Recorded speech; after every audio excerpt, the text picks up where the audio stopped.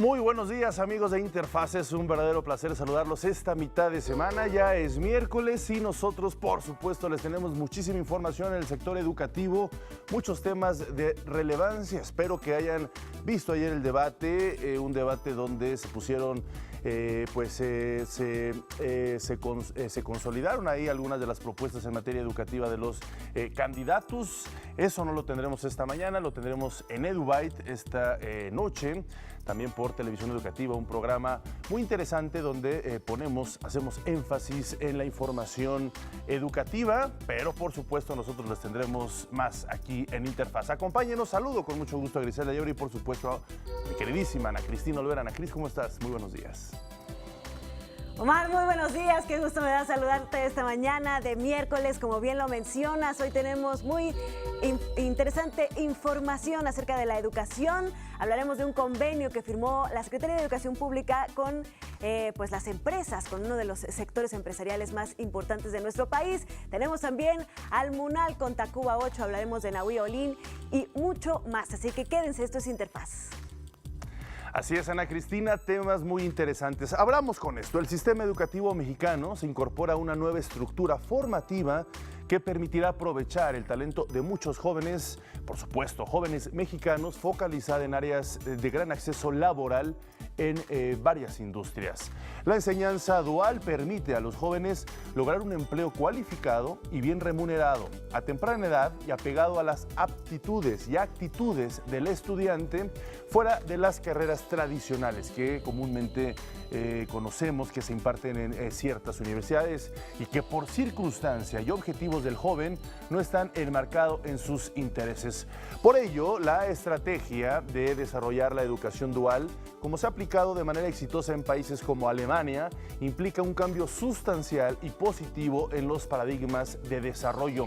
No solo permitirá frenar la deserción en etapa de la educación avanzada, sino que dinamizará el sector industrial en nuestro país al tener en importantes áreas laborales a jóvenes mejor preparados. Para ello se creó los actores del modelo mexicano de formación dual, en el cual en el centro se encuentran el educando y los padres de familia, con dos ejes principales, que es el sector empresarial, por supuesto, y el sector educativo. En el sector empresarial estarán el operador empresarial, el formador y el instructor, mientras que de la parte del sector educativo estará el coordinador educativo, el gestor de vinculación y el tutor. Y en el centro, por supuesto, estará el educando y los padres de familia. ¿Cuáles son estos beneficios? Bueno, pues la vinculación directa con la empresa, la formación pertinente, el desarrollo de competencias para la empleabilidad, la certificación externa y apoyo económico a través de la beca, salario, modalidad formación dual. En este momento son 6 las carreras que se imparten ya en este interesante y prometedor modelo dual: electromecánica industrial, máquinas y herramientas, mecatrónica, informática, administración y hospital turístico. Así que estamos listos, acompáñenos con este interesante tema. Abrimos. Hoy, 13 de junio, en Interfaz, la Secretaría de Educación Pública y el Consejo Coordinador Empresarial firman un convenio de modelo de educación dual. 33 países latinoamericanos se reúnen en Argentina en la tercera Conferencia Regional de Educación Superior para América Latina y el Caribe 2018. El rector de la UNAM, Enrique Graue, viaja a Argentina por el centenario de la reforma que dio a la Universidad de Córdoba la primera autonomía del continente. Nos acompañan en el estudio el doctor Ricardo Ainsley, director del Centro México en la Universidad de Texas en Austin, y la maestra Celeste Mendoza, directora de Desarrollo Internacional en Canadá y Latinoamérica. Quédate a nuestra plática. Estrenamos la sección Visión Alterna con el tema Breakdance, presentado por nuestro compañero Carlos Boa.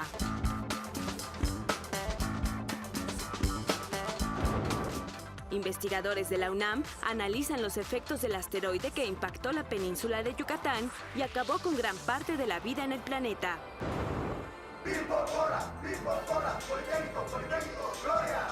Alumnos del Instituto Politécnico Nacional obtuvieron 8 medallas en la 5ª edición de la competencia Robot Game Zero Latitude. ¡Muchas felicidades! Es miércoles y en Tacuba 8 nos visita Víctor Mantilla, coordinador de curaduría del MUNAL, para hablar de la exposición Nahui Olin. Y en los deportes, ¿sabes qué es la halterofilia? Te lo contamos. No te muevas de tu lugar porque esto es Interfaz. Así es, como bien lo mencionaste, Omar, este importantísimo modelo dual de educación está cobrando fuerza. Como muestra, la Secretaría de Educación Pública y el Consejo Coordinador Empresarial firmaron un convenio, esto para impulsar el modelo de educación dual, mediante el cual se fortalece la vinculación del alumno con el campo laboral y con ello el concepto del primer empleo, ese que nos cuesta tanto obtener.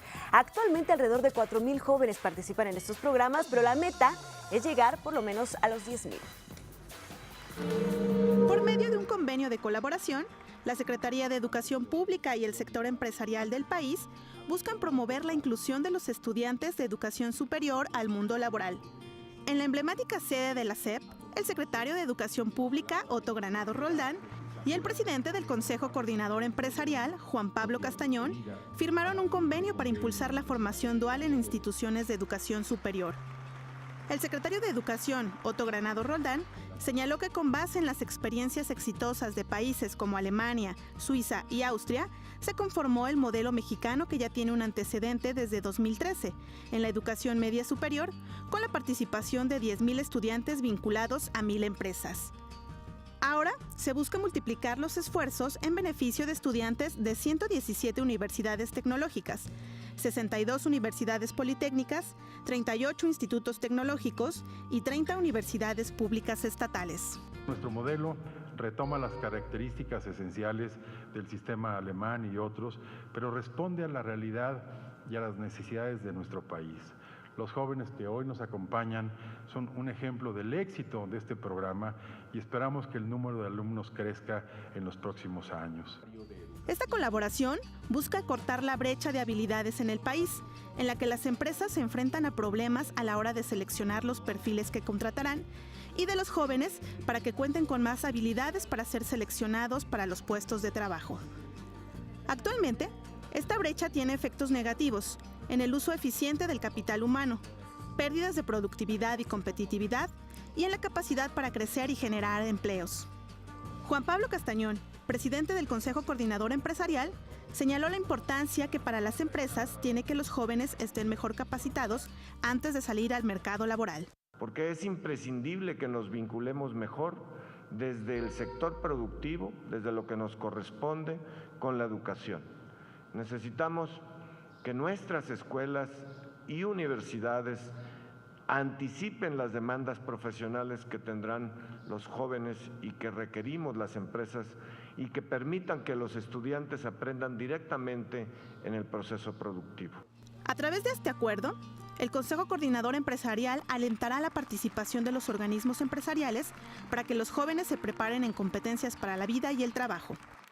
Se trata, pues, de un importante catálogo institucional que habrá de representar puertas abiertas para la inclusión de los jóvenes que pasen por ellas y ventajas para las empresas que los ayuden a transponerlas. Este convenio de colaboración comenzará a aplicarse en el próximo ciclo escolar con el propósito de escalar a más instituciones de educación superior y consolidarse en el sector empresarial. Pues qué interesantes estos proyectos, esta nueva etapa dentro de la educación y la formación en el sector empresarial y laboral, Ana Cris. Así es, lo más relevante es que sea el mismo sector empresarial el que esté interesado en formar este tipo de alianzas con la Secretaría de Educación Pública para atender a las demandas que ellos tienen como empresas, es decir, la capacitación de personal que esté especializado en las tareas y en los en las profesiones que ellos necesitan, como también que la Secretaría de Educación Pública esté estructurando todo este plan, todo este modelo de educación para permitir hacer mexicanos altamente capacitados. Así es, con esto se va a impedir la deserción y, por supuesto, una mano cualificada desde temprana edad. Vamos a hacer una pausa, esto es Interfaz.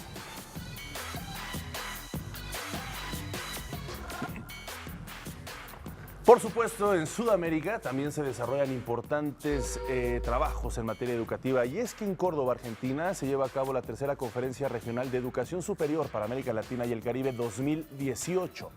El encuentro reúne académicos, rectores, estudiantes, centros de investigación y representantes de organizaciones gubernamentales y no gubernamentales de 33 países latinoamericanos. Jaime Valls, secretario general de la Asociación Nacional de Universidades e Instituciones de Educación Superior, asiste a la conferencia en representación a las instituciones afiliadas al organismo mexicano. Durante el evento se discuten criterios y se formulan propuestas que consoliden la educación superior como un bien social, un derecho humano y universal. Esta edición está organizada por el Instituto Internacional de la UNESCO para la Educación Superior de América Latina y el Caribe, la Universidad Nacional de Córdoba y el Ministerio de Educación de Argentina, entre otras instancias educativas. Por supuesto, a este encuentro internacional también acude el rector de la Universidad Nacional Autónoma de México, Enrique Graue.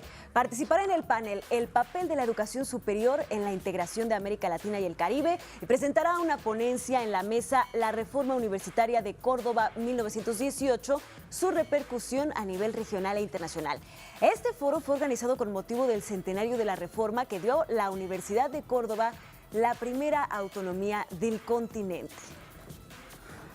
Ana Cristina, siguen las buenas noticias para la máxima casa de estudios, nuestra queridísima UNAM, y es que la revista especializada en educación Times Higher Education reconoció a la UNAM, a la Universidad Nacional Autónoma de México, como la más hermosa, es decir, sus campos, sus instalaciones, la más hermosa de América Latina. ¿Concordamos con ello? Yo estoy totalmente de acuerdo. Sin duda alguna.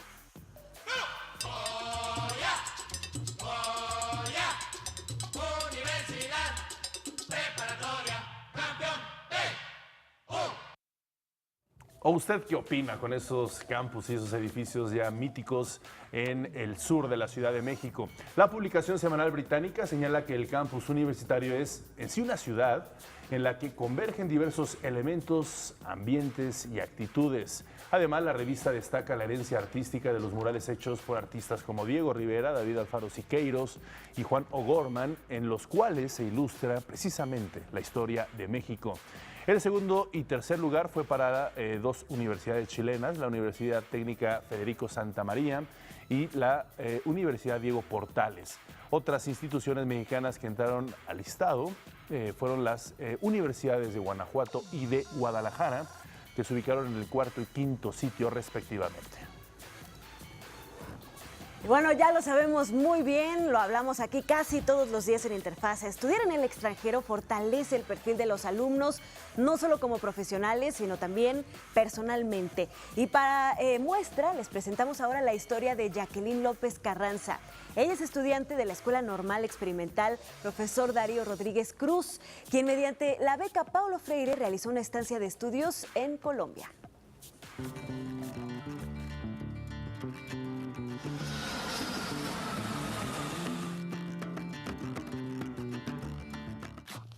¿Cómo te enteraste del proyecto de movilidad? Me enteré gracias a la administración de mi subdirector académico. Él, al igual que mi directora, nos hicieron llegar esa información, no solamente a mí, sino a los 10 mejores promedios en mi semestre, en el quinto semestre. Y gracias a Dios se hizo todo el trámite que la convocatoria pedía y aquí estoy con ustedes. ¿Cómo te sientes en este momento? Me siento muy emocionada, estoy feliz, un poco temerosa, pero siento que es parte de todo, ¿no? Enfrentar nuevos retos a veces provoca un poco de temor, pero ahí es donde uno demuestra esas habilidades. Y acepto este nuevo reto, acepto con mucho gusto esta oportunidad que se me está dando y me siento muy agradecida también. ¿Podrías decir algo sobre el lugar al que vas? Voy a hacer un intercambio o la movilidad a la Universidad de Antioquia, que pertenece al país de Colombia. Es una de las mejores universidades por lo que investigué y pertenece a una zona muy segura de Colombia y estoy muy emocionada porque espero formar vínculos de amistad con los mismos chicos de la universidad. Al igual también voy a aprender y es más que nada lo que me interesa, aprender no solamente su cultura, sino también quiero aprender lo que me va a ayudar a crecer tanto profesionalmente. ¿Cómo esperas aplicar lo aprendido a tu regreso? Pues más que nada, en primer lugar, sí me gustaría hacer esa difusión de que en México existen esas oportunidades. Entonces, no solamente hacer la difusión tanto en mi escuela, sino que a manera general invitar también a la comunidad de Acatlán, porque mi escuela normal es de la ciudad de Acatlán de Osorio, que sí existen normalistas que pueden trascender, y no solamente en México, sino también en otros países.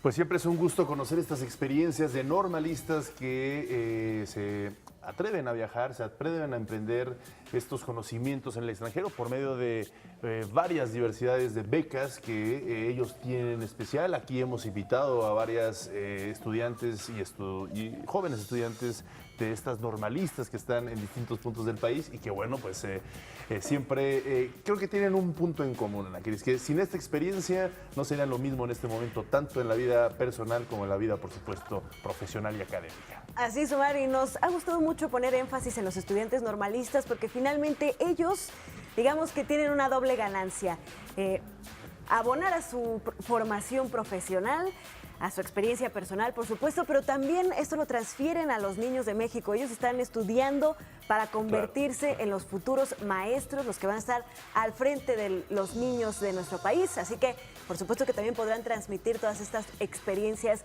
riquísimas de viajar por el mundo y estudiar en diferentes partes. Así es, Jacqueline López Carranza, quien veíamos, este estudiante en la normal, pues se fue precisamente con la beca Paulo Freire, se fue a Colombia, esta beca que ofrece pues precisamente este intercambio en diversos países. Hemos tenido a gente que ha estado en República Dominicana, en Colombia, en Perú, en fin, en muchos países que por supuesto llegan llenos de felicidad y experiencia. Así que seguiremos con ellos. Vamos a hacer una pausa, regresamos. Esto es Interpaz.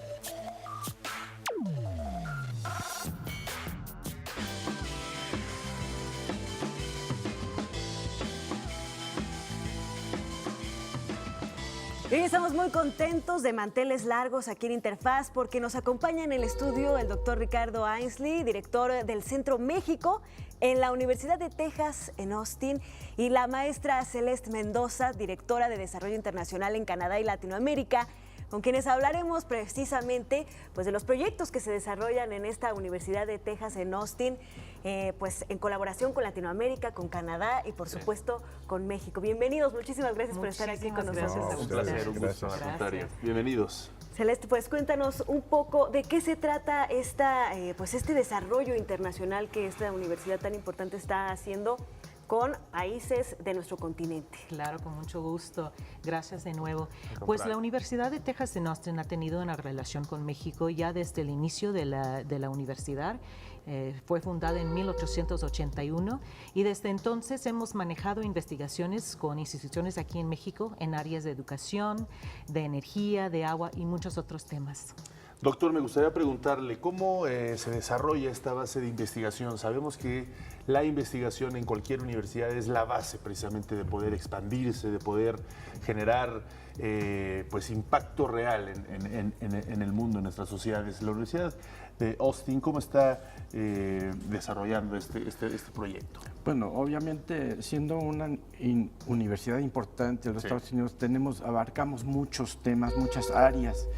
Pero específicamente en lo que se refiere a México, tenemos muchas áreas de investigación y de colaboración con colegas e institutos en México, como el Instituto Nacional de Salud Pública, el Instituto Nacional de Psiquiatría, el CIDE, CIESAS, y por medio de estas colaboraciones estamos profundizando temas de mutuo interés, sobre todo temas prácticos, actividades de investigación que tienen un impacto directo en las vidas de las personas en México y también en Texas, porque tenemos...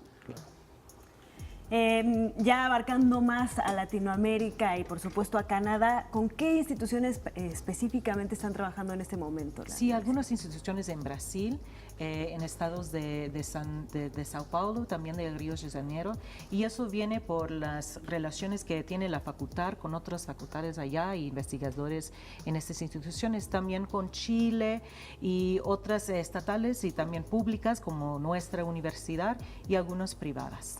Nos encontramos en un mundo globalizado y creo que compartir también o globalizar la educación, que es precisamente lo que ustedes están haciendo, es una tarea que genera cada vez más dividendos, cada vez mejores beneficios para una comunidad internacional de jóvenes y estudiantes.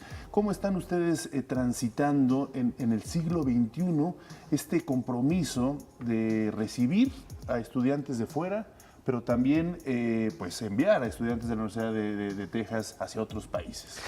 Es así, porque realmente ahora tenemos estudiantes de todo el mundo en la Universidad de Texas, pero importantemente hay muchos estudiantes mexicanos estudiando muchas carreras en la universidad, estudiantes que regresan a México a contribuir a su país, ¿no? Claro, entonces, claro. Y también tenemos muchas colaboraciones con facultad. Tenemos programas que apoyan a estudiantes que vengan a la universidad, pero también programas que apoyan a facultades e investigadores mexicanos que vengan a Austin a trabajar con nosotros, compartir lo que ellos saben y colaborar en proyectos. Claro. Yo quisiera preguntarle, doctor, ¿cuál es el origen de este Centro México en la Universidad de Austin? Platicábamos con nuestra invitada que ya habíamos tenido de esta misma universidad, que está aquí acompañándonos en el estudio, que tienen ustedes una de las bibliotecas sobre México más grandes fuera de México, ¿es cierto? Es cierto, es una biblioteca, la Benson, la Lilas Benson, que tiene una colección magnífica. Esta colección tuvo su origen en los 1920 por ahí. Obviamente hoy en día ya se manejan estos temas de una manera diferente, pero en ese tema lo que estamos haciendo es que estamos digitalizando toda la colección para que tenga todo el mundo acceso a lo que nosotros tenemos en la universidad, inclusive colaborando muy de cerca con instituciones mexicanas que también tienen colecciones, y a veces ellos tienen 2/3 de la colección y nosotros tenemos la otra parte, juntando las colecciones para que tengamos colecciones completas que el mundo pueda tener acceso para estudiar estos documentos. Claro. De hecho, hay uno que se llama Primeros Libros y se dedica a manuscritos de la época como del 19, de 17. Y es un gran programa que organizamos aquí con instituciones de México y de toda América Latina, Guatemala, Brasil, Chile. Y es muy interesante. ¿Está digitalizada la información de los libros? Sí, está digitalizada. Hay mucho que ya está, pero también tenemos un proyecto muy importante para digitalizar toda la colección. Qué interesante, eso va a ser bueno porque va, por supuesto, a que democratizar todo ese interesante material. Maestra Celeste Mendoza, directora de Desarrollo Internacional en Canadá y Latinoamérica, ¿qué proyectos se encuentran ahora desarrollando desde su dirección para precisamente dinamizar esta relación con estudiantes latinoamericanos y de Canadá? Sí, pues yo me gustaría hablar un poco sobre la relación que tenemos con egresados que viven fuera de los Estados Unidos. Tenemos como casi más de 600 que viven aquí en México. En toda América Latina son más de casi 2,000. En Canadá en total son 3,000.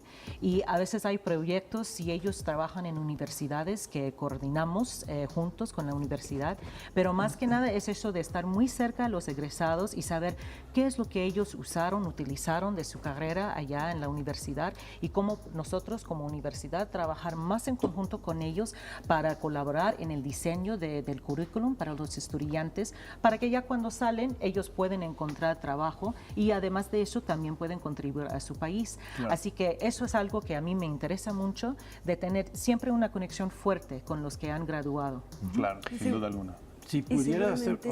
Seguramente tienen algunos egresados importantes ubicados. Vamos a hacer una breve pausa y regresamos para seguir platicando de esta importante colaboración que hace la Universidad de Texas en Austin.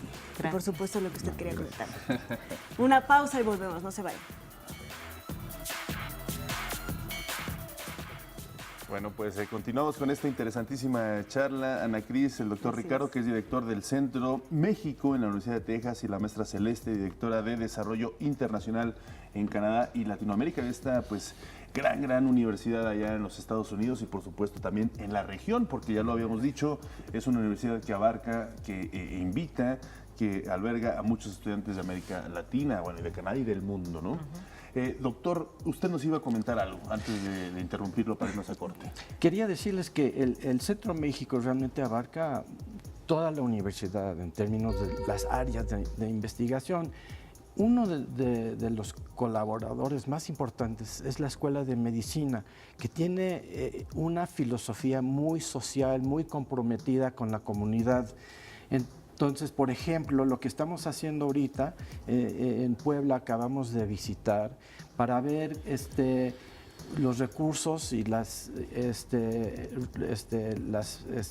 tipos de intervención que se están haciendo en zonas rurales, marginalizadas, pobres, para ver cómo podemos colaborar con escuelas de medicina en México. Claro. Y la filosofía no es imponer o traer, nosotros sabemos, al contrario, porque nosotros tenemos muchos migrantes, como todo el mundo lo sabe, sobre todo en Puebla, por ejemplo, en estos pueblos donde visitamos, no hay hombres, todos están trabajando del otro lado. Entonces, la misma Escuela de Medicina de la Universidad de Texas tiene mucha necesidad de entender las necesidades médicas de estas personas que vienen de México. Entonces, hablando de globalización, este es un ejemplo muy bueno, ¿no? Claro. Entonces, aprendiendo de ustedes, podemos dar servicio más efectivo aquí. Claro.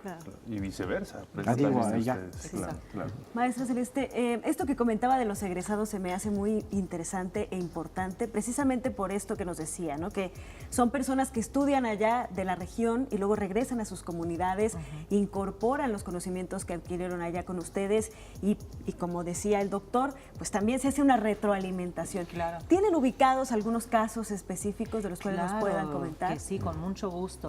De hecho, el doctor Ainsley pertenece al Instituto de Estudios Latinoamericanos y hay egresados de ese instituto que han tenido puestos muy altos en Washington, D.C. Y ellos han tenido la oportunidad de dar consejo hasta el presidente Obama y muchas otras gentes y senadores. Y también en institutos que se base allá en Washington, esos institutos que trabajan con líderes, no nada más de México, pero de toda América Latina y Canadá, ahí para resolver, ¿no?, temas que tenemos en común. Claro.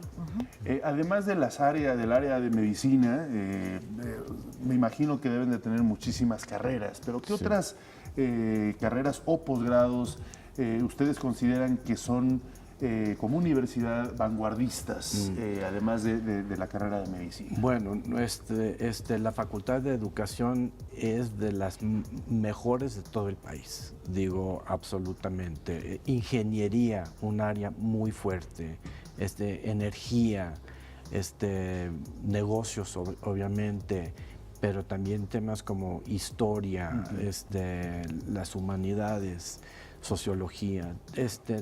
Hay muchas áreas donde la universidad se destaca entre todo el país. Y yo creo que algo que seguramente se estarán preguntando las personas que nos están viendo, ¿qué programas de outreach o de formas de contactarlos, de saber acerca de todos estos proyectos que están desarrollando tienen ustedes? Sí, pues hace poco que tenemos aquí como una oficina en que sí estamos conectándonos más con estudiantes y también con facultad en varias universidades, y eso nos ayuda mucho, ¿no? De comunicarnos, de compartir con no nada más esa audiencia, sino también con posibles estudiantes y parientes también de la calidad, ¿no? De nuestros programas. También quería nada más añadir que además de las áreas que mencionó el doctor Ainsley, hay también de la arquitectura. Tenemos un programa que se llama Estudio México, y este es un fenómeno, o sea, es un intercambio entre facultad de escuelas de arquitectura aquí en México y con la facultad de arquitectura de la UT, y también con los estudiantes. Ellos comparten una clase por un semestre, y el objeto es resolver un problema arquitectónico, ¿sí se dice? Sí. Y bueno, ellos resuelven ese problema en común, los estudiantes acá de México y también de Texas, y ya al final de semestre hacen una presentación uno al otro, y es una como competencia, cuál grupo fue el que podía resolver el problema mejor. Y eso los estudiantes de México vienen a Texas y los de allá también vienen acá. Así, eso es uno de los programas, yo creo que es un modelo, ¿no? Sí, un modelo muy interesante, práctico. Y me gustaría también agregar un poquito una pregunta sobre este mismo contexto de Ana Cristina. ¿Qué becas ofrecen en específico, o se ofrecen becas, por supuesto, a jóvenes mexicanos ya en especial, o a instituciones? ¿Y con qué instituciones educativas en México tienen mayor colaboración? Bueno, tenemos la beca ID Farmer, que apoya a muchos estudiantes de México. Y también la oficina internacional tiene muchas posibilidades de apoyar, y no solamente por becas, pero también conectando a estudiantes con áreas, departamentos que tienen fondos que también contribuyen al apoyo. Entonces, tratando de facilitar que el estudiante de México pueda venir a compartir su experiencia con nosotros y tener una estancia del bachillerato, la maestría o el doctorado, ¿no? Y también hay estudiantes apoyados por la CONACYT y otras instituciones mexicanas. Entonces, es recíproco los apoyos, ¿no? Bueno, simplemente quería decir, sin duda seguiremos ahondando en toda esta magnífica oferta y proyectos que tienen en la Universidad de Texas en Austin, con su ayuda, por supuesto. Y pues finalmente yo quisiera que nos dieran vías muy específicas para que los jóvenes o los académicos interesados se puedan poner en contacto con ustedes. Yo creo que los estudiantes están invitados a visitar el sitio web de la universidad, que es utexas.edu, y allí pueden ellos, por la oficina internacional, ver todos los requisitos para inscribirse como estudiante, ¿no? Para solicitar como estudiante, y también los fondos que están disponibles para ellos. Correcto. Todo eso está muy transparentemente y muy visible en la página de web. Repito, utexas.edu. utexas.edu, perfecto. Correcto. Y claro, con la facultad y los que quieren investigar, yo creo relacionándose también por ese sitio con los departamentos. Muy bien, doctor Ricardo, muchísimas gracias. Maestra Celeste, muchísimas gracias, de la Universidad de Texas. Un placer, un gusto poder charlar, poder dar a conocer para la comunidad mexicana estas alternativas. Gracias por acompañarnos. Sabemos que no va a ser, por supuesto, la primera vez. Muchas gracias a ustedes. Vamos a hacer una pausa, regresamos. Esto es Interfaz.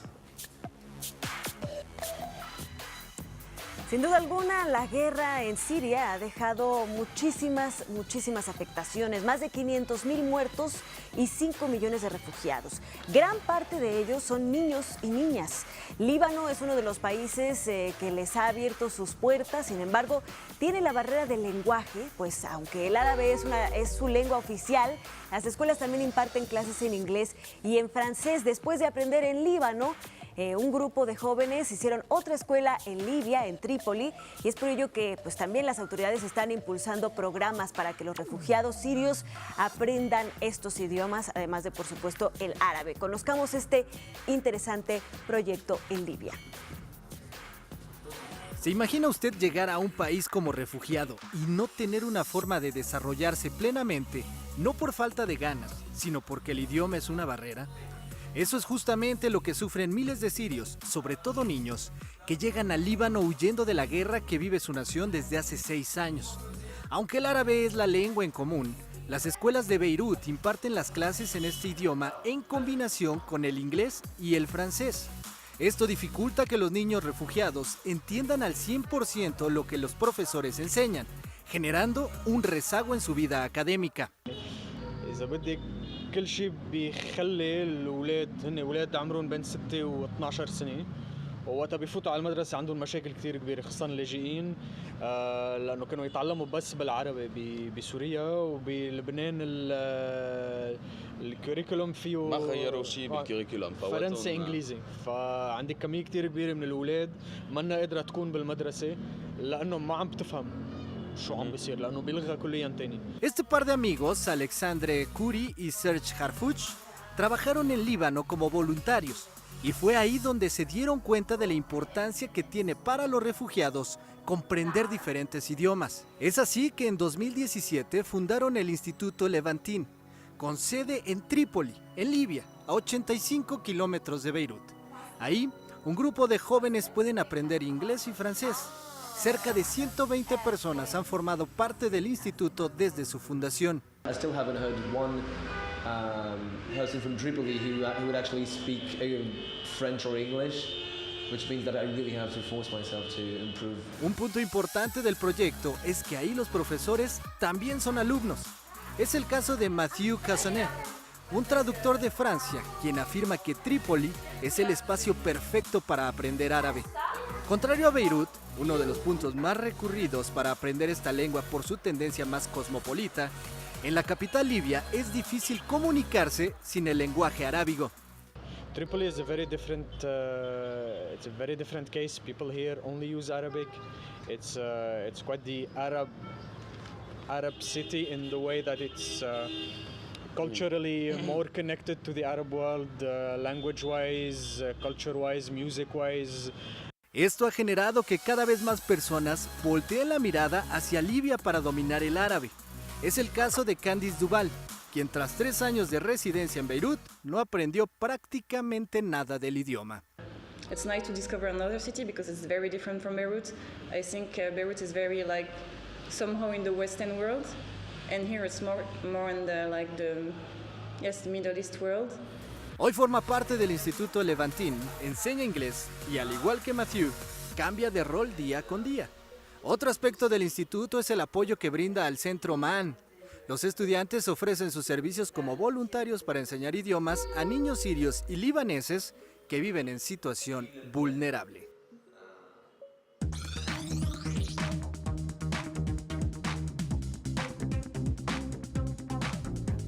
Ya se encuentra con nosotros vía Skype Diana Leticia Oaxaca García y ex beneficiaria, aunque bueno, pues seguramente se quedó con todos los beneficios de haber estado en el proyecto Paulo Freire en Cuba.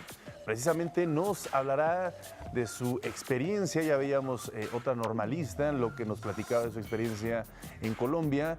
Ahora platicamos en vivo con Diana Leticia. ¿Cómo estás? Muy buenos días, es un placer saludarte. Buenos días, muy bien, gracias. ¿Y ustedes? Bien, muchísimas gracias. Me gustaría que nos comentaras en primera instancia qué significó para ti haber viajado a Cuba y haber estudiado pues este intercambio académico de uno de los países que tiene un sistema educativo con mayor reconocimiento. Fue una experiencia muy gratificante, muy enriquecedora en el sentido tanto personal como académico. ¿Por qué? Porque tú lo acabas de decir, es de los mejores sistemas educativos que yo podría decir que hay en el mundo. Me permitió tener una perspectiva diferente y compaginar mi formación normalista en México y al mismo tiempo compaginarla con el modelo cubano en este aspecto, sobre todo en educación preescolar, perdón. Mucho gusto, Diana Leticia, es un verdadero placer saludarte. Yo quisiera preguntarte, ¿qué fue lo que más te gustó de la cultura allá en Cuba? Muchos creen que por ser latinoamericanos somos muy parecidos, pero vaya que hay sus diferencias.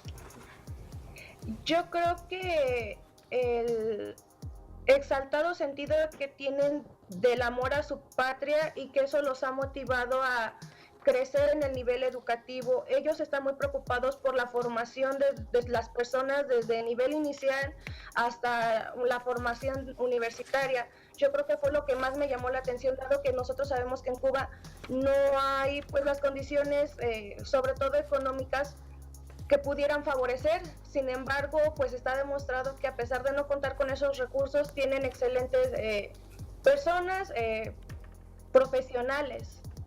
Claro, ¿qué le recomendarías? Porque la idea de esta sección, de este compartir experiencias, es para que otros jóvenes que nos están viendo tengan esta inquietud. ¿Cuáles son tus principales recomendaciones para alguien que quiere obtener desde una beca? ¿Qué necesitan principalmente?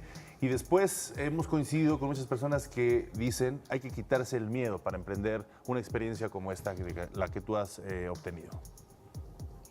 Yo creo que el principal ingrediente es creer en tus sueños, creer en ti, pero al mismo tiempo pensar que una carrera universitaria no es estar siempre con los libros, pero sí ponerle todo ese empeño. A mí lo que me ayudó mucho fue mi promedio. Yo egresé de la normal de Tecámac con un promedio de 9.9. Sí. Además, esa escuela me permitió desarrollar habilidades como cuáles: tocar un instrumento musical y lograr una certificación en inglés por parte del CENIS en un nivel 1. Yo creo que esos fueron algunos de los ingredientes que yo pude poner en mi currículum y que me abrieron las puertas para poder tramitar esa beca. Pues excelentes consejos y observaciones, Diana Leticia. Gracias por compartirnos tu experiencia en Cuba. Te deseamos muchísimo éxito y te agradecemos mucho que hayas platicado con nosotros en Interfaz. Muchas gracias. Gracias, un fuerte abrazo. Hacemos una breve pausa y regresamos con más. Esto es Interfaz.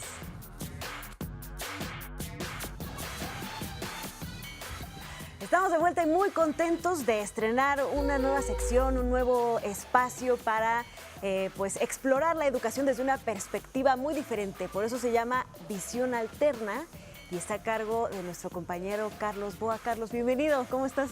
Bien, muy buenos días, Ana, Omar. Y muy buenos días al público que nos está viendo aquí en Interfaz. Mi nombre es Carlos Boa y lo voy a estar acompañando en esta sección que se llama Visión Alterna. Así es, una visión alterna que a mí me parece una postura muy interesante, muy original, de cómo hay un sector de jóvenes donde la música, principalmente el hip hop, yo no sé si irás explicando no solo hoy, sino en distintas participaciones que tendrás más adelante con estos videos muy originales, muy propuestos. ¿Cuál es el objetivo de ensalzar lo que es la educación desde una perspectiva como es el hip hop?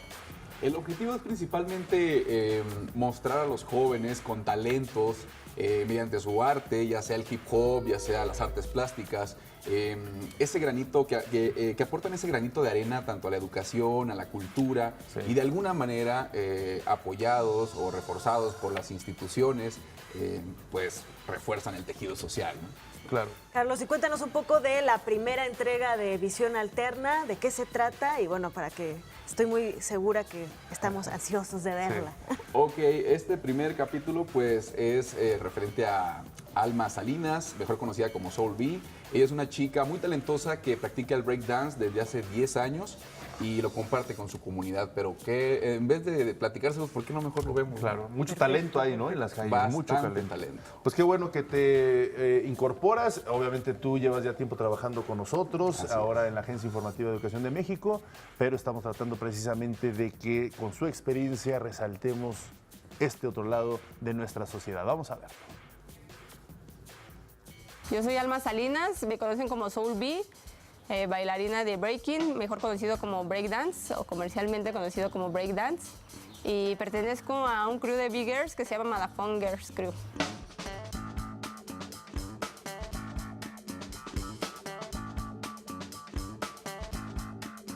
Yo doy clases aquí en el barrio, aquí en San Miguel Iztacalco, en las canchas. Ahí es de los lunes y martes de 4 a 6 de la tarde. Son totalmente gratuitas también. Estas clases son específicamente para niños. Entonces los niños de alguna manera van cambiando como esa mentalidad a que tienen más posibilidades de realizar danza, este baile, en cualquier lugar, ya sea de la calle, de su casa, pero sobre todo porque también se les inculca mucho los valores del hip hop, paz, amor, unión, diversión y todas esas cosas. Entonces, tiene mucho que ver culturalmente porque así de alguna manera ellos se enfocan más en realizar algún tipo de arte, llámese baile, llámese pintura, llámese música, lo que sea, y pierden distracción en otras cosas, ¿no? Que es como delinquir, como hacer otras cosas que pues en realidad no aportan a nada positivo al entorno que los rodea. El breakdance es un baile, es una de las 4 manifestaciones artísticas del hip hop. De hecho, es el baile del hip hop. Y es un baile que salió a través de los problemas sociales que había en el Bronx en la época de los 70s. Entonces los b-boys lo tomaron como, o la gente más bien lo tomó como una forma de expresión, porque al final de cuentas carecían de muchas cosas, pero lo único que tenían era como la personalidad, ¿no? Como la esencia. Entonces el breaking es esa parte del hip hop, a comparación de la salsa, del ballet, de que tienen como una forma más estética de llevar las cosas y algo más estructurado, más cuadrado, cuando en el breaking es como una libre expresión en donde a través del baile tú expresas tu personalidad. A mí me gusta mucho bailar salsa, pero el breakdance me crea más retos, ¿no? Y más por el simple hecho de ser mujer, ¿no? Porque es como un baile que se tiene como estereotipado, que solamente los hombres lo hacen, ¿no? Y hasta la fecha hay gente que desconoce un poco como todo el movimiento de big girls que hay en México, siendo que ya hay demasiadas mujeres que lo están haciendo y pues ese es como nuestro trabajo ahorita también, estar motivando también a demás chicas que lo hagan. También en la Nana imparto clases, ahí es para mujeres, los días miércoles de 6 a 8. También los días jueves doy clases en la UBA, en el Centro Cultural Universitario. Y ahí los días jueves de 1 a 4, y ahí también el grupo es mixto, y ahí es de adolescentes para arriba, ¿no? A cualquier rango de edad también. Ahorita estoy en esas instituciones ahorita también, y pues aquí en el barrio. Le hago una invitación a la gente a que cualquier tipo de expresión urbana que se ofrezca de manera gratuita, la aprovechen al máximo, ¿no? Porque no cualquiera tiene como ese empeño y esa paciencia en tomar algo de su tiempo por compartir algo, porque al final de cuentas una manera de agradecer de mi parte de todo lo que hip hop me ha dado es compartiendo lo poco o mucho que yo sé, y es algo que no toda la gente lo va a hacer, ni tiene el tiempo, ni la disponibilidad, ni eso. Entonces solamente hacerle esa invitación a la gente que aproveche cuando se le da esa oportunidad de clases gratuitas o programas gratuitos, llámese de breakdance, llámese de pintura, llámese de canto, de lo que sea, de cualquier manifestación artística, pero pues que lo tomen en serio, ¿no? Y sobre todo si es urbano, ¿no?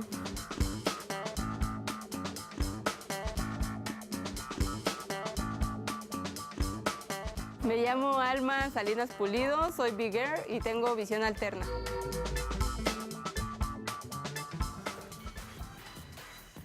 Muy interesante haber platicado con Alma Salinas, pues un nuevo lenguaje que para muchos es desconocido, ¿no? Quizá todos hemos escuchado hablar del hip hop, hemos visto expresiones, pero ya adentrarte en todas estas comunidades, ¿no? Estas expresiones urbanas realmente tienen significados que además pueden ser muy propositivos y que ayuden mucho a los jóvenes. Así es, y hay que tener claro que también la educación no solamente está en las aulas, ¿no? También está en la calle, afuera hay mucho de dónde aprender, y qué mejor si los mismos jóvenes aportan su granito de arena para poderlo compartir con los demás. Y precisamente, Carlos, además nos vas a ayudar a desmitificar toda esta cultura urbana, ¿no? Porque mucha gente cree que las personas que se dedican a este tipo de actividades como el breakdance, el hip hop, el graffiti, etcétera, pues son gente sin oficio, ¿no? Pero en realidad ahí estamos viendo una probadita de que en realidad construyen el tejido social desde las calles. Así es, el hip hop tiene 4 elementos, ya sea el rap, el DJ, graffiti, breakdance, pero pues más adelante vamos a ir desarrollando todo esto, ¿no? Esta es la primera cápsula y pues ya vendrán más, con personas más interesantes, con propuestas nuevas. Y pues ya ves, aquí estamos. Pues así es, ya prácticamente tienes terminada el siguiente trabajo, así que próximamente aquí en Interfaz estará Carlos Boa presentándonos más trabajos en este contexto. Muchísimas gracias, Carlos, un placer, un gusto, Gracias, bienvenido. Gracias. Nos vemos pronto. Muchas gracias. Enhorabuena. Nosotros hacemos una pausa y regresamos con Tacuba 8 del Munal, no se lo pierdan.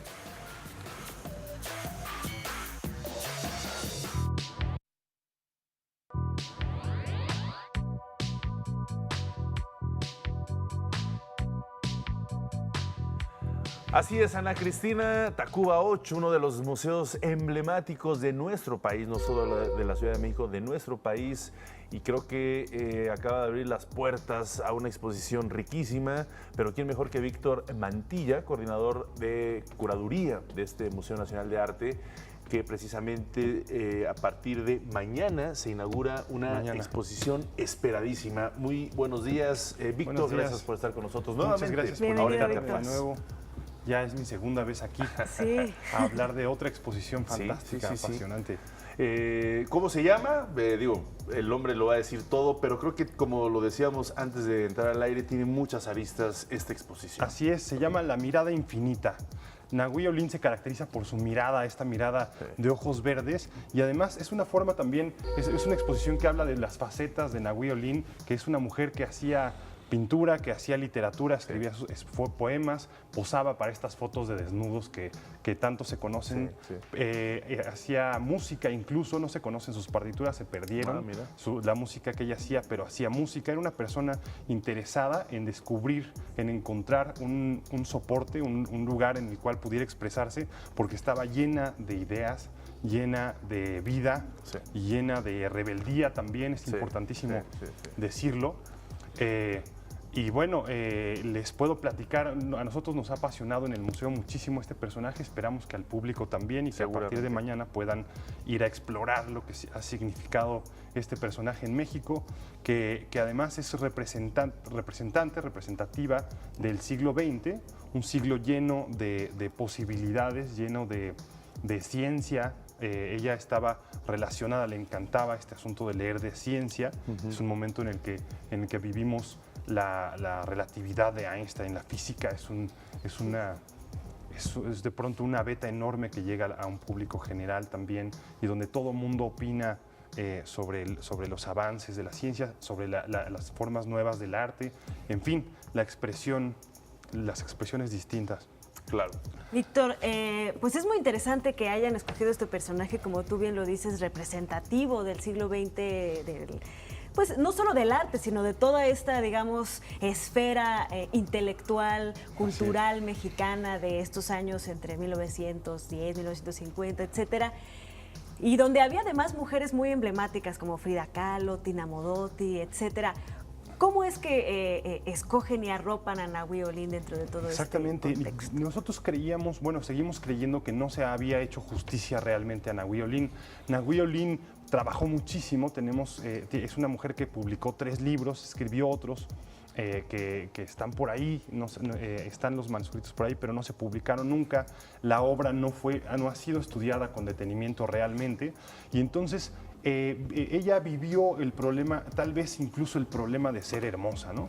Entonces, en un discurso que privilegia a los hombres, en donde los hombres son los protagonistas, en donde se había relegado a ciertas mujeres por este discurso de poder que privilegia a los hombres. Sí, que la época contaba mucho, ¿no? Así en la es, que estaba viviendo. Así es, y que ahora podemos cambiar esa perspectiva y podemos dar una visión de ella profunda que la reivindique en algún sentido y que le haga justicia para que se dé a conocer lo que ella aportaba o lo que ella muestra de lo que ese siglo nos dio, de lo que esos discursos nos muestran, y que no deben estar ocultos por esta idea de que como era guapa pues era la modelo nada más, o era la mujer de la que se enamoraban estos personajes como el Dr. Atle, sino que ella tiene un discurso propio, un asunto que aportar, y que no puede estar oculta detrás de esta idea de que estaba loca, de que era una mujer en fin, una serie de discursos que la juzgaron tal vez demasiado en función de un poco también de su rebeldía, de su soledad, una mujer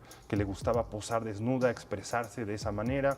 Y entonces esta exposición trata de mostrar en ella una mujer que trabajaba, una mujer que tenía una posición sobre la educación, una mujer que escribía unos poemas de largo aliento, además unos grandes libros de poesía, unas teorías sobre el arte, y bueno, ojalá tuviéramos esa música de la que les hablaba, pues, pero una mujer pues que trabajaba muchísimo, más allá de lo hermosa que era, pues. Claro. Dos elementos que me gustaría platicarte sobre esta mujer rebelde y libre. ¿Cómo fue la curaduría? ¿Qué tan complicada fue? ¿Y qué vamos a ver? Es decir, obviamente sabemos que la inmortalizaron grandes de la pintura como el muralista, el Dr. Atl, pero también hubo muchas fotografías sobre ella. No sé si vamos a ver textos de ella originales. ¿Qué vamos a ver en la exposición? Vamos a ver un poco la manera en la que entramos a Nahui Olin. Fue de lo que ya se conocía, hubo también que entrarle a la literatura, entrar el maestro Tomás Urián es un enamorado de Nahui Olin que tiene una gran colección sobre estas obras, y de ahí, bueno, hubo que ampliarlo a otras colecciones, a otros lugares en donde se mostraba esto. Es el caso también de pintores como Dr. Atl, que tiene obra ahí, que es importante, pero ella estuvo casada también con otro pintor, que es Manuel Rodríguez Lozano, que fue un personaje también, sigue siendo un personaje importante, pues, pero en la época perteneció al grupo de contemporáneos, en donde hubo ahí un grupo cultural fundamental. La pintó también Diego Rivera, están sus ojos en un mural. Incluso, sí, en fin, muchos pintores la tienen presente, pero sobre todo ella perteneció y fue influyente en esos lugares. En el caso de las fotografías, la fotografía pues es un discurso que en ese momento estaba perfeccionándose, estaba encontrando su propia voz. Edward Weston, por ejemplo, es un gran fotógrafo que tiene fotografías de ella. Van a estar ahí. Van a estar ahí. Y vamos a ver los desnudos, las maneras en las que ella se manifestaba posando, que ha sido a lo largo de fue a lo largo de su vida un acto de apropiarse también de la obra, no solo de posar, sino de mostrarse de maneras que ella decidía y determinaba. Y en fin, es todas esas facetas. Si mal no recuerdo, será la exposición sobre Nahui Olin más grande que se haya hecho. Así es, en el es país, la más grande, ¿no? y no es por nada, pues, pero también en el museo más importante en el que se ha expuesto hasta ahora, ¿no? El Museo Nacional de Arte. Claro. Víctor, y pues empieza mañana. ¿Cuánto tiempo va a durar esta exposición? Pues, recuérdanos un poco las formas de acceder. Va a estar en el museo alrededor de 3 meses. Y bueno, ya hablamos de Saturnino Rank, que también viene después. Correcto.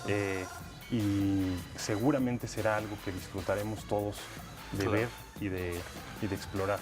Muy bien, Víctor Mantilla, pues ahora sí que como decimos, se nos cuecen las habas por ir al Munal a partir de mañana y del 15 de junio precisamente al 9 de septiembre más o menos del 2018, así que pues no se pierdan esta maravillosa mujer mítica, en fin, muchos elementos. Gracias, Víctor. Gracias a ustedes. Gracias. Una pausa, regresamos.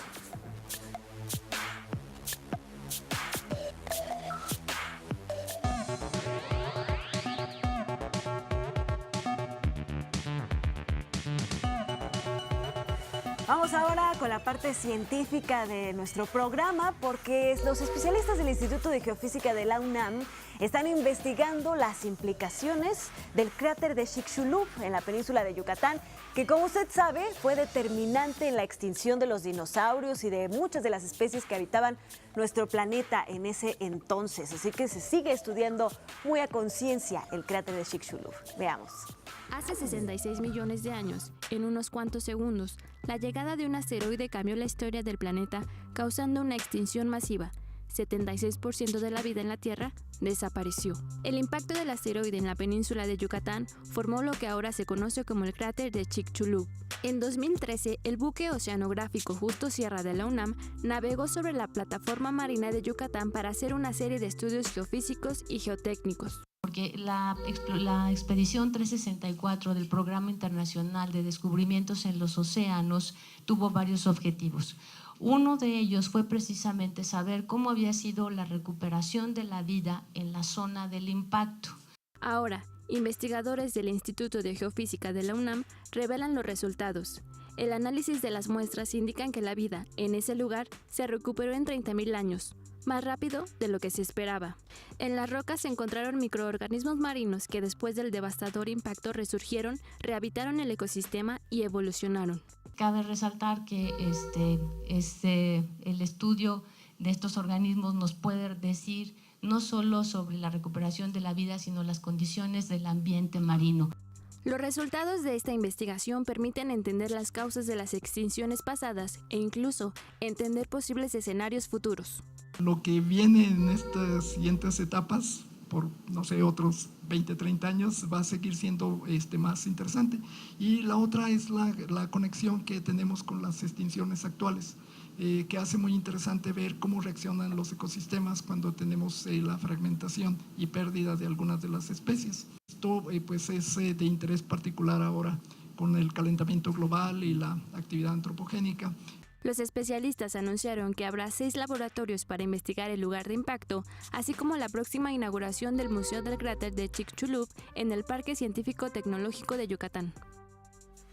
No deja de asombrarnos nuestras riquezas naturales, Ana Cris, y también no dejan de, bueno, ya estamos acostumbrados a los triunfos de estudiantes de nuestras grandes instituciones educativas en México, y es que estudiantes, precisamente alumnos del Instituto Politécnico Nacional, obtuvieron 8 medallas en la 5ª edición de la competencia Robot Games Zero Latitude, que se realizó en Quito, Ecuador.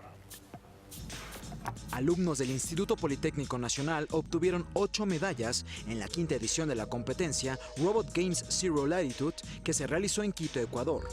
El equipo ganador estuvo integrado por Aldo Renato Bucio, Hugo Alejandro Osornio Galloso, Adolfo González Sánchez, Orlando Herrera Ramos, Cedric Antonio Vargas Salas y Jesús Alberto Sandoval Acevedo, de la carrera de Mecatrónica de la Unidad Profesional Interdisciplinaria en Ingeniería y Tecnologías Avanzadas.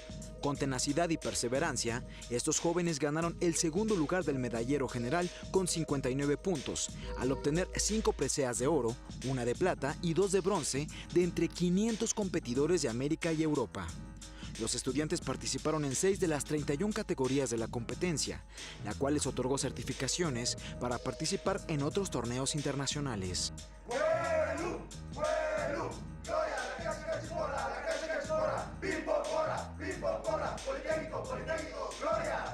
Robot Games Zero Latitude es uno de los eventos con mayor nivel de competencia en la actualidad. Inició en 2014 y desde entonces se ha convertido en la competencia de robótica más importante de la región. Actualmente es uno de los concursos en Latinoamérica más importantes y sobre todo también porque pertenece a la Liga Latinoamericana de Robótica. Entonces todos los reglamentos están estandarizados. Eso le da mucho nivel y prestigio al concurso. Y bueno, lo sabemos bien, sabemos del llamado efecto mariposa, pero también hay un alarmante efecto abeja, así le podríamos llamar. Y es que hay una disminución de la población de abejas en todos los continentes, muy preocupante. Algunos especialistas advierten que esta situación podría incluso llevar a la desaparición de los seres humanos. Un dato muy interesante que nos trae el Noticiero Científico y Cultural Iberoamericano. Que fabrican miel y que pican es lo que más saben las personas de las abejas, pero la gran mayoría ignora que de su supervivencia depende también el equilibrio de las especies en el planeta. Reconocidas como los mayores agentes polinizadores de la Tierra, estos insectos laboriosos y sociales son los encargados de permitir la fecundación de la tercera parte de las plantas productoras de alimentos del ser humano. Hay sitios, sobre todo en Asia, donde la producción hay ciertos tipos de producciones que dependen 100% de la polinización de la abeja. Donde no hay abeja tienen que hacer la polinización manual. Entonces eso es un servicio que nos prestan las abejas gratis y que al no haber abejas la tienen que hacer manual. Entonces eso, de ser gratis a una industria de millones de dólares, pues es bastante complicado el tema. No solo las abejas polinizan, también polinizan las mariposas, polinizan los murciélagos, las moscas. El cambio climático, acompañado del mal uso de los pesticidas en los cultivos cada vez más extensos, además de la superpoblación humana, han sido los factores determinantes en la disminución de la población de abejas, y países como Colombia se han visto particularmente afectados debido a la carencia de la divulgación de estudios científicos que expliquen la importancia de proteger a las abejas. Cuando el veneno es muy fuerte, la abeja va, visita la flor, consume ese néctar, muere en campo. O si el veneno no está tan fuerte, lo lleva a la colmena y que pues en algunos casos es muchísimo peor porque lleva ese veneno a la colmena, le dice a las otras abejas dónde está la fuente de alimento, van, recogen y lo que hacen es envenenar absolutamente toda la colmena. Entonces uno llega y lo que ve, uno destapa y ve las abejas muertas, todo muerto ahí.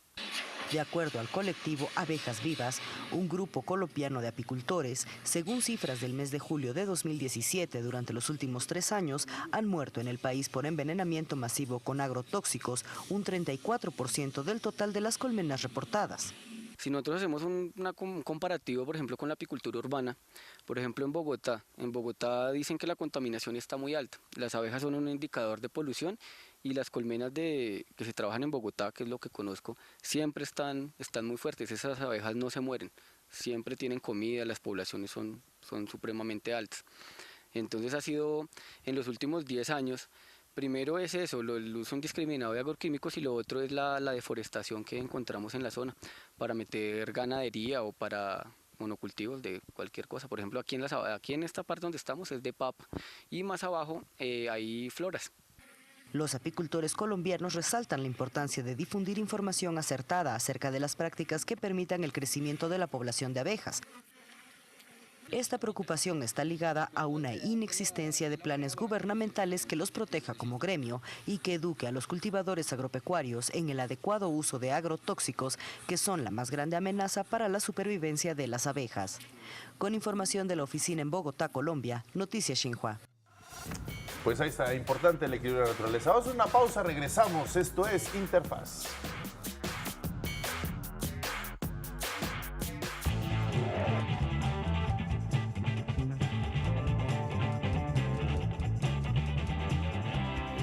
Llegó la parte de ver, analizar cómo se relacionan los deportes con la educación. Jorge. Pero antes sí tenemos que decir la nota con la que todo México amanecimos hoy. ¿Qué te parece? 2026 me parece muy bien. Ya tenemos que decirlo, no hay vuelta de hoja. Era algo que se esperaba. Marruecos era el otro candidato, pero al final esta candidatura conjunta United 2026, Estados Unidos, Canadá y México van a estar albergando el Mundial del 2026, el primero que se va a realizar con 48 selecciones. Seguramente el Estadio Azteca será el escenario del juego inaugural, si es que no se hace inauguración en los 3 escenarios, todavía en los no 3 tenemos países. Telecán, pero tenemos Mundial. Exactamente. Dicen que la pelota pues pasó el muro, que no hay muros que detengan a la pelota, así lo decían en conferencia de prensa del presidente de la Federación Mexicana de Fútbol, de María, así que ya es un hecho. 2026, México, Estados Unidos y Canadá tendrán el Mundial. Recordar que son tentativamente 60 partidos en Estados Unidos, 10 en Canadá, 10 en México. Perfecto. México es Monterrey, Guadalajara y Ciudad de México. Oye, pero Jorge, ¿de qué nos vas a hablar hoy? Hoy aquí iniciamos con nuestras cápsulas con la UNAM. La UNAM que se une a esta Agencia Informativa de Educación de México, a Interfaz, y desde este día vamos a estar presentando notas sobre deporte y educación, sobre la máxima casa de estudios. Hoy la primera parte de Halterofilia. La Universidad Nacional Autónoma de México es una de las cunas deportivas de nuestro país, con un proyecto ambicioso que forma a sus alumnos tanto en el aspecto académico como en el deportivo. Alumnos que al terminar su carrera deciden quedarse en la máxima casa de estudios para enseñar a las nuevas generaciones las técnicas y conocimientos de las diferentes disciplinas del deporte. Tal es el caso de Rodrigo Huerta Montiel, egresado de la UNAM en Ciencias Políticas y Administración Pública, quien desde hace 5 años es entrenador de halterofilia y presidente de la asociación de este deporte en la institución. Siempre representé a la UNAM y pues era un poco como retribuirle algo de lo que me había dado. Siempre fui a campeonatos nacionales y cosas por el estilo. Rodrigo sabe el esfuerzo y sacrificio que los alumnos hacen para poder estudiar y entrenar al mismo tiempo, sin descuidar ninguna de las dos partes. Hay que ser un poco flexibles en los horarios porque no es tan sencillo para ellos. Pero también hay que hacerles conciencia de que es algo bueno para ellos y que les va a dejar algo mejor. Los va a formar como personas de una manera más, digamos, global, ¿no? Y además no cualquiera lo hace, no cualquiera se da el tiempo. El ejemplo es claro y directo. El deporte es formativo y es una herramienta para hacer mejor a las personas. Lo que siempre les decimos es, bueno, necesitas tener una formación profesional porque eso te va a servir para toda la vida, además, ¿no? También los valores que te da el deporte, pero la parte académica es mucho más importante, ¿no? El mensaje es bien recibido por los alumnos de la UNAM. Jazmín Pérez, alterista Puma, estudiante de Sociología, lleva los colores bien arraigados. Académicamente la UNAM es lo mejor que me ha pasado, porque he encontrado profesores que me han hecho apasionarme por la carrera, que me han enseñado, me han cambiado por completo la forma de pensar, la forma de ver todas las cosas, perspectivas que yo tenía de algunos ámbitos, ahora ya los he cambiado por completo. La UNAM, en mi formación académica, yo no podría pedirle nada más. Cuando entré a la carrera, me fue un poco difícil relacionarlas, pero ahora que veo que puedo incluso mis estudios llevarlos a complementar al deporte, es cuando realmente me apasiona como tanto la escuela como el deporte, y es como una forma de alentarme a mí a no dejar ni una ni otra, a decir, quiero seguir conociendo el deporte, practicándolo y creciendo en ese ámbito, pero también en mi ámbito formativo quiero implementar todo lo que he aprendido del deporte en lo que es la sociología. El camino no es sencillo. En muchos casos, los traslados de casa a la escuela son de 2 horas o más de ida y de igual forma de vuelta. Agregando el tiempo de clases y entrenamiento, la disciplina es fundamental para lograr el objetivo. Y al principio yo tenía materias a las 7 de la mañana y me levantaba yo a las 3 de la mañana para poder llegar a las 7 a la escuela, de 7 a 1, y luego de 1 a 5 o 6 de la tarde entrenaba, de ahí a mi casa otra vez, llegaba a las 9, a hacer tarea 1, 2, 3 horas. El tiempo que yo tenía como libre, me dedicaba yo a la escuela. Y es que es programar tu vida, o sea, de verdad programarla a tal grado que puedas llevar las dos, y obviamente hay mucho sacrificio de por medio. En la segunda parte de este reportaje, Jazmín nos platica sobre sus experiencias en competencias nacionales y lo que representa para ella la medallista olímpica Soraya Jiménez. Conoceremos también la historia académica deportiva del alterista Luis Raúl Juárez Cosío. Mañana la segunda parte. Muy bien, gracias Jorge. Muy interesante. Pues así terminamos una emisión más de Interfaz. Los esperamos mañana con mucha más información sobre la educación. Gracias Griselda Yebra, gracias a todos ustedes por hacer posible este espacio educativo. Nos vemos mañana en más temas en Interfaz.